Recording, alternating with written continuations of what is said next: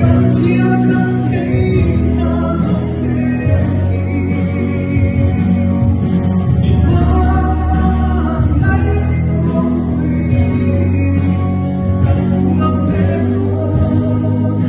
iuuwi na Ito ang iyong pansin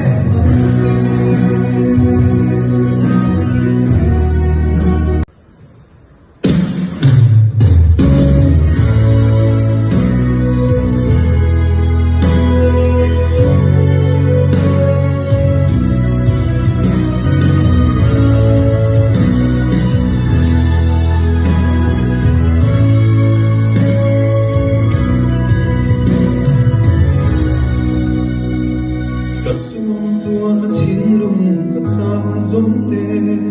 O aral siro kat sung rilahya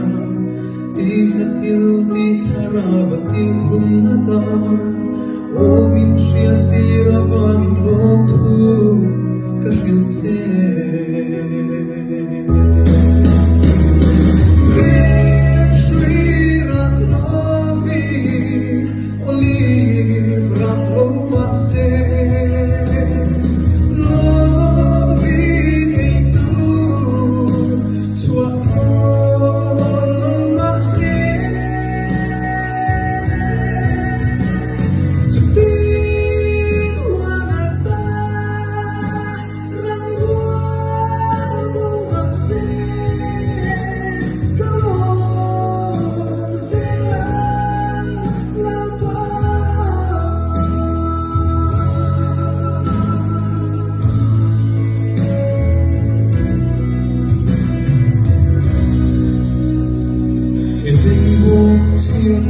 Kapian puigay ka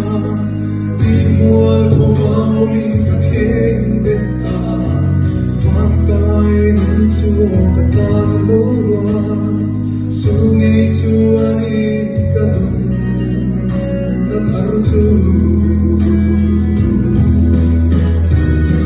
Green sweet ang loving Olive lang lumaksin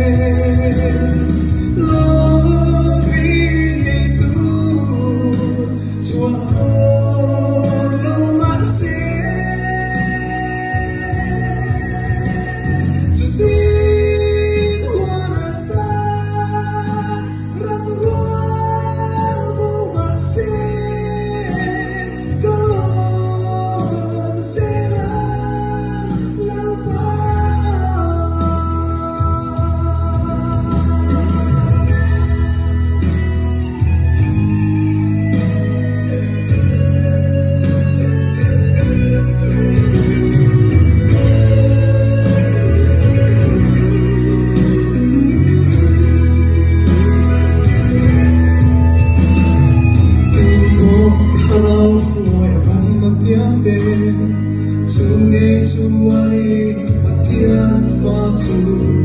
Kay po van alfa kativin na Ati na pungkro sa etua Kalimpumpe Green sweet and loving Olive ang lumaksin